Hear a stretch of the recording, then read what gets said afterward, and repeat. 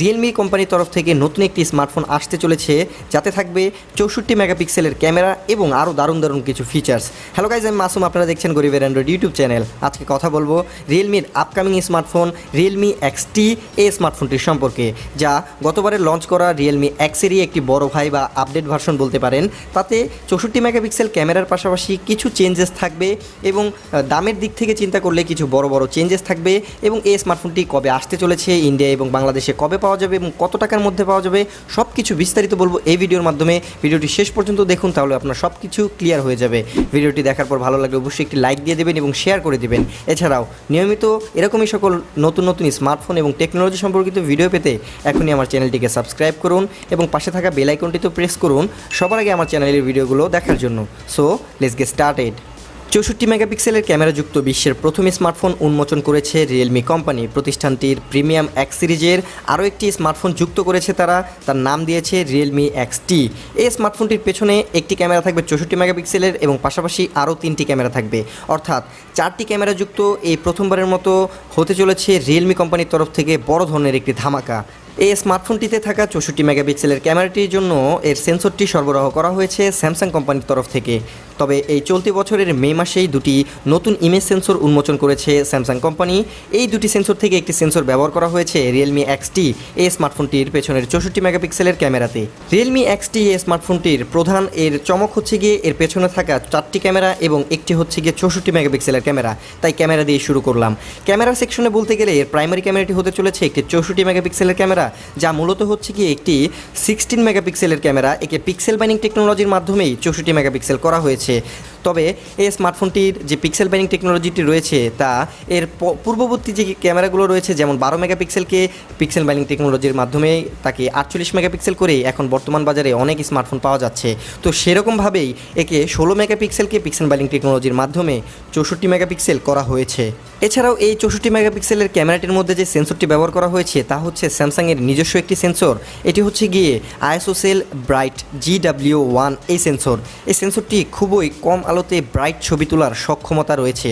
এছাড়াও এই স্মার্টফোনটিতে যে 3টি ক্যামেরা রয়েছে তার দ্বিতীয়টি হচ্ছে গিয়ে 8 মেগাপিক্সেলের একটি আলট্রা ওয়াইড অ্যাঙ্গেল লেন্সযুক্ত ক্যামেরা এবং এর তৃতীয়টি হচ্ছে গিয়ে 2 মেগাপিক্সেলের আলট্রা মাইক্রো লেন্সযুক্ত ক্যামেরা এবং চতুর্থ ক্যামেরাটি হচ্ছে গিয়ে 2 মেগাপিক্সেলের একটি ডেপথ সেন্সরযুক্ত ক্যামেরা।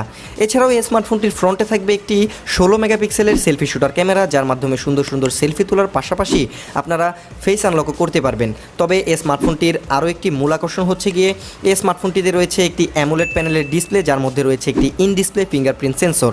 হ্যাঁ, এই স্মার্টফোনটির মধ্যে রয়েছে একটি 6.4 ইঞ্চি সুপার অ্যামোলেডের ফুল এইচডি প্লাস রেজলিউশনের একটি ডিসপ্লে এবং এতে দেওয়া হয়েছে একটি ছোট্ট ওয়াটার ড্রপ নচ এবং এটি হচ্ছে গিয়ে একটি ইন ডিসপ্লে ফিঙ্গারপ্রিন্ট সেন্সরযুক্ত ডিসপ্লে এবং এর মাধ্যমে আপনারা কিন্তু ভিডিও কন্টেন্ট দেখে এবং গেম প্লে করেও একদম ফুল ভিউ ডিসপ্লেটির মজা নিতে পারবেন। তাছাড়াও এই স্মার্টফোনটির মধ্যে কিন্তু এই প্রথমবারের মতো রিয়েলমি কোম্পানি ব্যাক প্যানেলে ব্যবহার করেছে গ্লাস এবং এই স্মার্টফোনটির মধ্যে গ্লাস ব্যবহার করার ফলে খুবই প্রিমিয়াম লেভেলের দেখায়। এছাড়াও এই স্মার্টফোনটির মধ্যে কিন্তু রয়েছে প্রসেসরের দিক থেকে স্ন্যাপড্রাগনের 712 এই প্রসেসরটি, যা রিয়েলমির এই রিয়েলমি 3 প্রো এই স্মার্টফোনটির মধ্যে দেখা গিয়েছে। এছাড়াও এই স্মার্টফোনটির প্রসেসরের পাশাপাশি আপনারা 4GB র্যাম, 6GB র্যাম এবং 8GB র্যামের ভেরিয়েন্ট পেয়ে যাবেন এবং 64GB এবং 128GB পর্যন্ত স্টোরেজের ভেরিয়েন্টগুলোও পেয়ে যাবেন।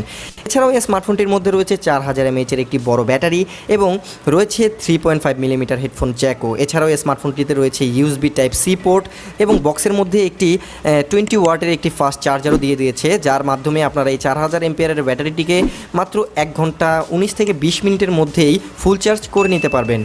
তো বর্তমানে ইন্ডিয়ার বাজারে এটিকে রিভিউ ইউনিটের হিসেবে ইন্ডিয়াতে অনেকে রিভিউ করছে এই স্মার্টফোনটিতে রিভিউ ইউনিট হিসেবে এটিকে দেওয়া হয়েছে, তবে বিক্রয়ের উদ্দেশ্যে এখনও ইন্ডিয়ার বাজারে আসেনি। ধারণা করা যাচ্ছে যে সেপ্টেম্বর মাসের মধ্যেই এই স্মার্টফোনটি, অর্থাৎ সেপ্টেম্বর মাসের 15 থেকে 20 তারিখের মধ্যেই ইন্ডিয়া এবং বাংলাদেশের বাজারে অ্যাভেলেবলভাবে পাওয়া যাবে। তবে প্রাইসের দিক থেকে কথা বলতে গেলে এই স্মার্টফোনটির যে প্রাইসটা ধরা হয়েছে তা খুবই অ্যাগ্রেসিভ।